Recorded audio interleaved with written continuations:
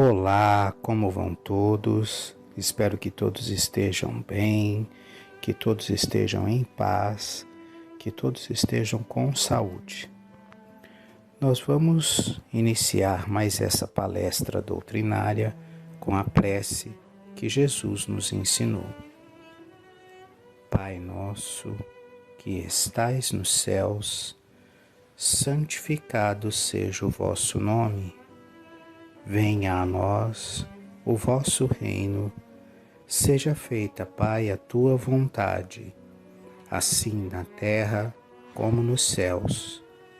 O pão nosso de cada dia dai-nos hoje.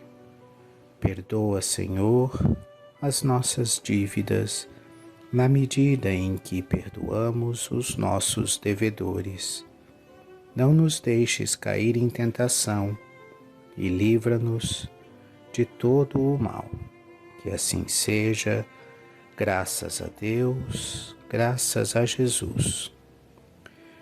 Nós vamos dar continuidade ao estudo que estamos fazendo da natureza de Deus, da justiça de Deus e da presença de Deus em nossas vidas, através de sua providência. Nós estamos estudando os capítulos 2 e 3 da Gênese e estamos agora no capítulo 2, estudando sobre a providência divina. Nós vamos dar continuidade à leitura no item 25 desse capítulo 2. Ele diz assim: longe de nós o pensamento de materializar a divindade, a imagem de um fluido inteligente, universal, não é evidentemente senão uma comparação, mais própria para dar uma ideia a mais justa de Deus do que os quadros que o representam sob uma figura humana.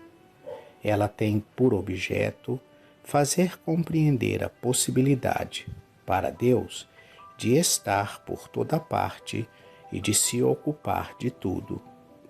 Então, nesse primeiro item, Kardec está se justificando, explicando que quando ele se utiliza da imagem de um fluido inteligente que ocupa todos os espaços, por onde o pensamento e a criação agem, né? Da mesma forma que o som age sobre o ar, né? Então o som você não o vê, mas você percebe o som através da sua influência no ar, da mesma forma que você percebe o calor através da influência dessa energia no ar.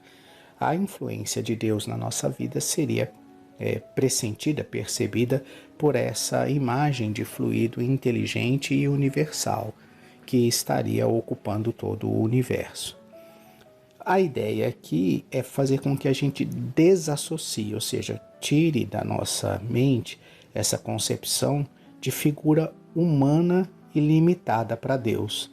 Então, todas as vezes que a gente imagina Deus e para fazer essa imagem a gente pensa num ser com forma humana, um velhinho ou uma pessoa, por mais cheia de possibilidades que ela seja, ela ainda assim estaria limitada, circunscrita a esse formato humano, a essa condição, vamos chamar assim, humana de agir. Então, se você pensa num bom velhinho, sendo Deus, esse bom velhinho você vai imaginar as mãos de Deus, você vai imaginar as pernas de Deus, você vai imaginar um tronco de Deus, você vai imaginar uma cabeça para Deus e um cabelo para Deus.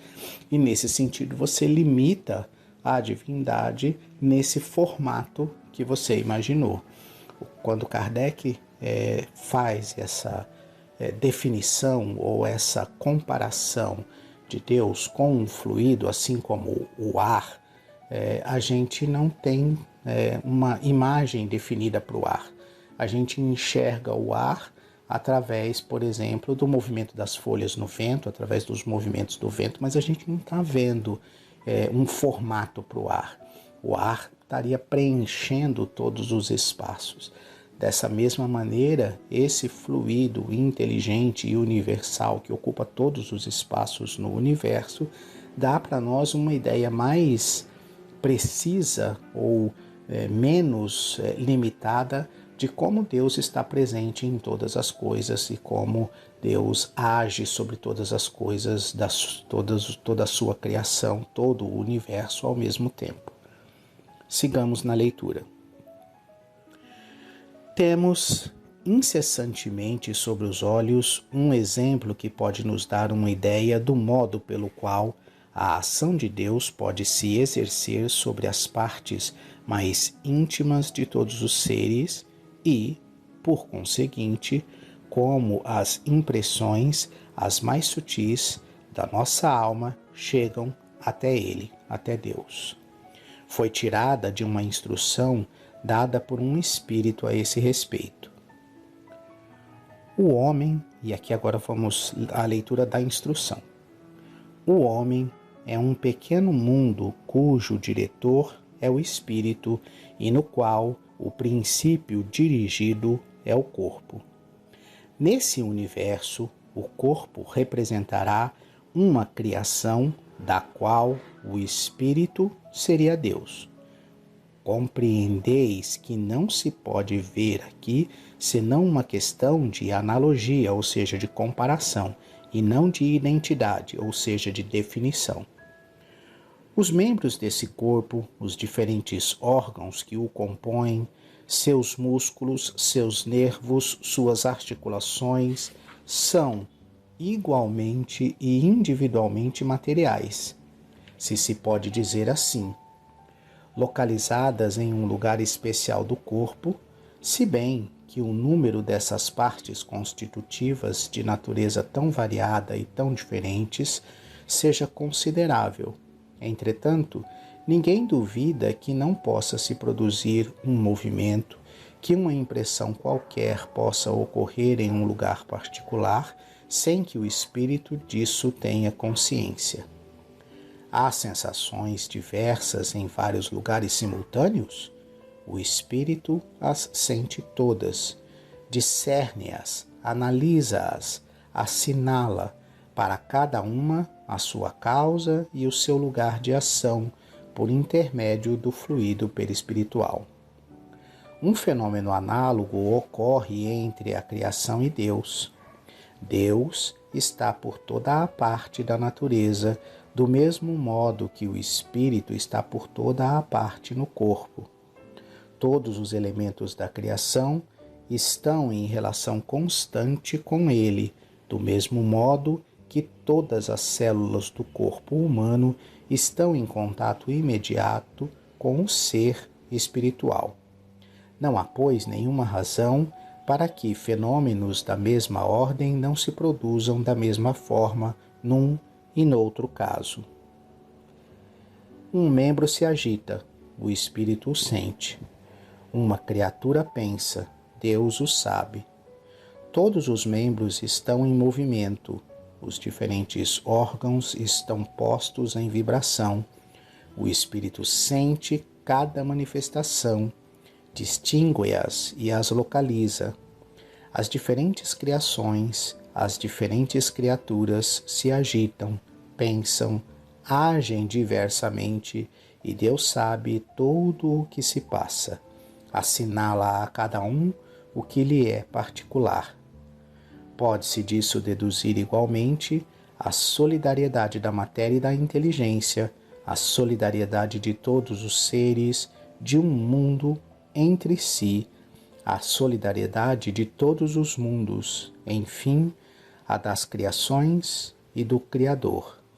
Essa mensagem foi enviada pelo espírito de Quinemante na Sociedade Espírita de Paris em 1867. O que é que a gente pode compreender e até deduzir a partir daqui? Vamos pensar primeiro em situações materiais, né? Se você está caminhando descalço ou não, de tênis ou não, de sapato ou não, e você pisa numa pedra sem ter visto esta pedra, No momento em que o seu pé toca na pedra, o seu cérebro registra que aquele piso tinha uma irregularidade. Mesmo que você não esteja vendo a pedra, o seu cérebro já tem registro, já tem situações semelhantes, já tem memória, e ele identifica que provavelmente você pisou numa pedra. Se é uma pedra pequena e ela pouco modifica a sua maneira de caminhar e de agir, você segue adiante. Você só registra que pisou sobre a pedra e segue adiante.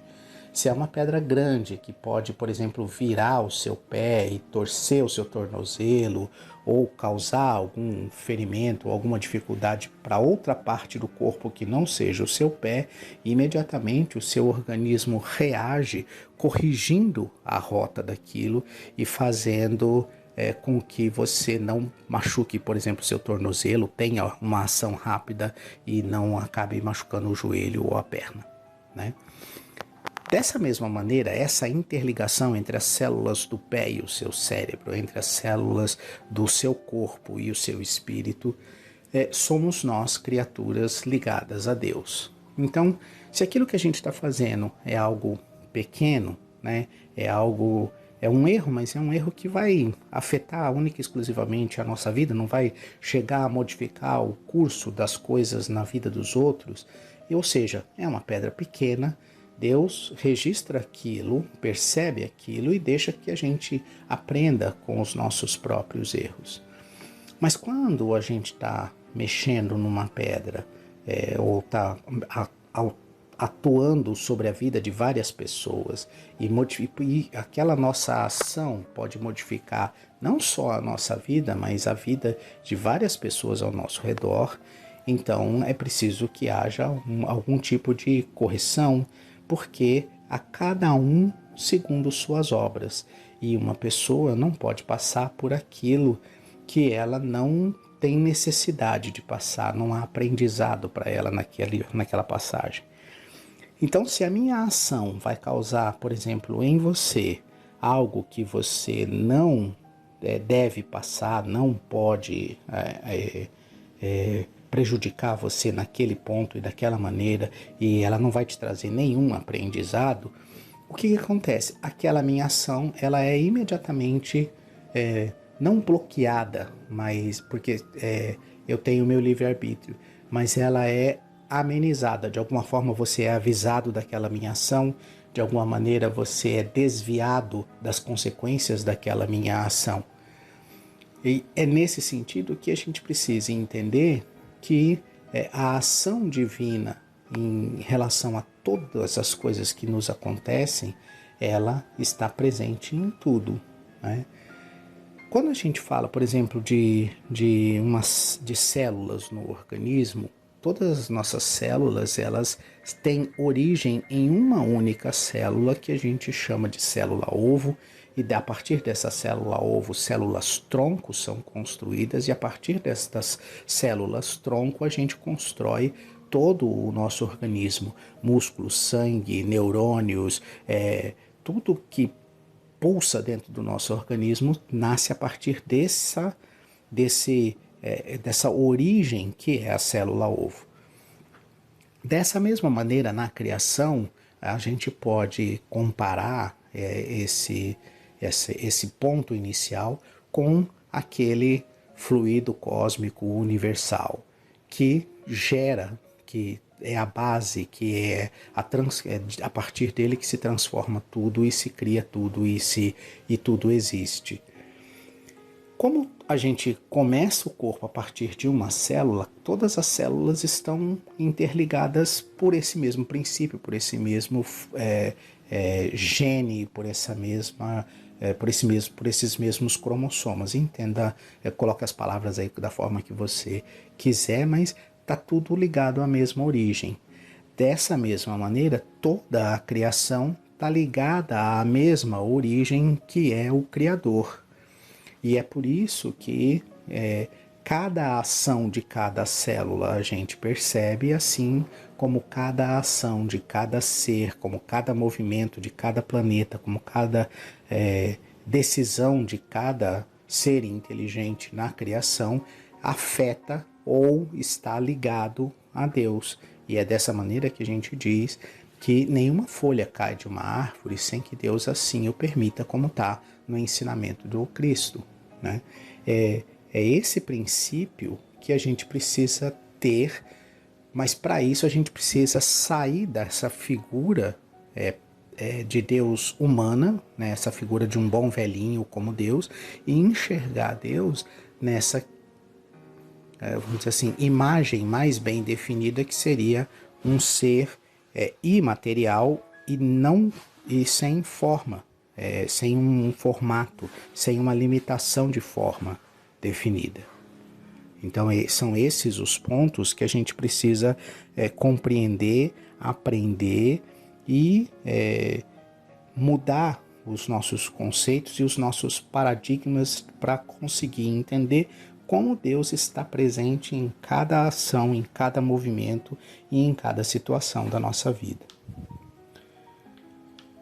Sigamos. Na leitura aqui dizemos: compreendemos o efeito, já é muito.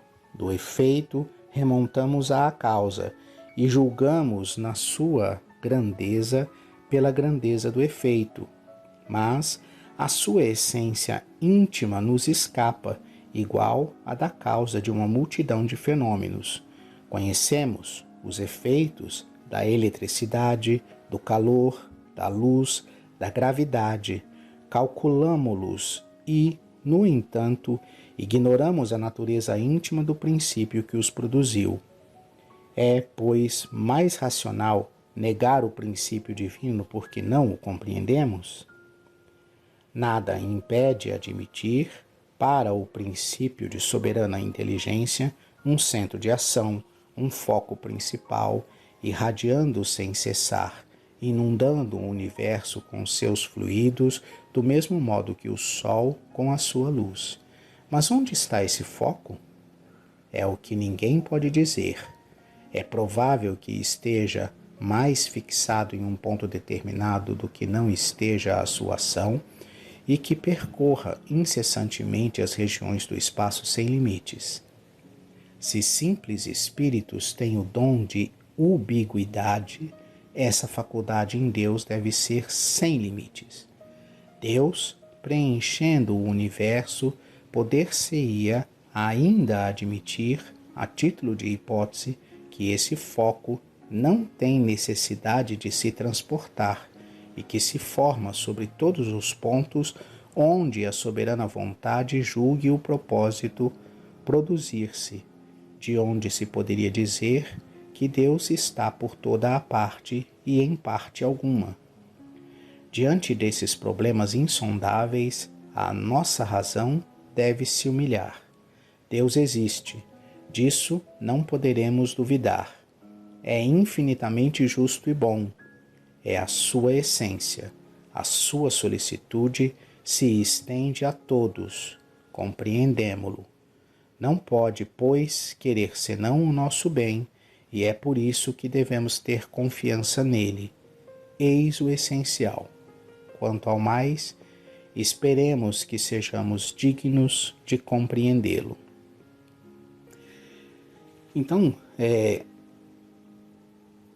como ele diz aqui, nós temos contato com eletricidade, calor, luz, as forças da gravidade, a gente faz cálculos sobre isso, a gente usa esse conhecimento e essa ação para construir as nossas coisas, para levantar prédios, pontes, estradas e assim sucessivamente. Mas a gente não sabe exatamente de onde parte essa força. Como é que os átomos se mantêm unidos? Pela força da gravidade? Pela força da eletricidade? Pelo magnetismo? Qual a fonte da eletricidade? Qual a fonte do magnetismo? Qual a fonte da gravidade? Como que essa força ela se transforma? De onde ela está se transformando, a partir de que força? Muito provavelmente de uma força universal, assim como o fluido cósmico universal. Então o que a gente observa é que, se no nosso organismo todas as células se transformam em células para trabalhos específicos, músculos, sangue, neurônios e assim sucessivamente, mas a partir de uma mesma célula inicial, que é a célula ovo e as células tronco. Da mesma maneira, provavelmente todas essas forças e todas essas ações partem de um princípio. Quão grande é esse princípio? Quão gigantesca é a sua presença no universo? A nossa razão, o nosso raciocínio, a nossa lógica mostra o tamanho dessa força, mostra o poder dessa força, mostra a onipotência dessa força. E é em função disso que a gente sabe da existência de Deus. Não procure, não tente encontrar provas materiais da existência de algo que é imaterial. Deus é imaterial, então você não vai conseguir provar através da matéria, que é criação, quem é o Criador. Mas através desta criação você consegue, pela lógica, compreender, imaginar, enxergar o tamanho, a potência do Criador. Se espíritos puros, espíritos simples, eles têm o dom da ubiguidade, ou seja, de estar em vários locais ao mesmo tempo, projetando o próprio pensamento nesses locais, essa capacidade em Deus ela é infinita. E como Deus é imaterial, ele não tem as limitações da matéria. Portanto, projetar-se por toda a sua criação, estar presente em toda a sua criação, é um fato. É simples assim. Não há o que discutir, não há o que questionar. E é por isso que ele diz, a gente, diante dessas coisas que para nós ainda são insondáveis, que a gente não consegue conceber uma maneira de explicar, mas que a gente consegue perceber a presença e a ação, a gente deve aceitar o fato. A gente deve ter consciência de que Deus quer o nosso bem, de que Ele age por amor para nos educar, para nos fazer evoluir, para nos fazer progredir, que Ele não quer nos castigar, que Ele quer nos colocar em condições de compreender a sua justiça e agir de maneira justa, agir em harmonia com as leis divinas. Esse é o ponto. E a gente aspira a ser feliz. Para ser feliz, a gente precisa estar em sintonia com Deus. Foi por isso que o Cristo nos ensinou que Deus estava nele, assim como ele, Jesus, estava em Deus. É essa harmonização dos nossos desejos, das nossas aspirações, das nossas vontades com a vontade divina é que a gente deve buscar. E aí sermos um com Deus. Eu me despeço de vocês com a prece que Jesus nos ensinou, mas com essa certeza e essa absoluta convicção de que Deus está presente em tudo e em todos. Pai nosso, que estais nos céus, santificado seja o vosso nome. Venha a nós o vosso reino. Seja feita, Pai, a tua vontade, assim na terra como nos céus. O pão nosso de cada dia dai-nos hoje. Perdoa, Senhor, as nossas dívidas, na medida em que perdoamos os nossos devedores. Não nos deixes cair em tentação e livra-nos de todo o mal. Que assim seja.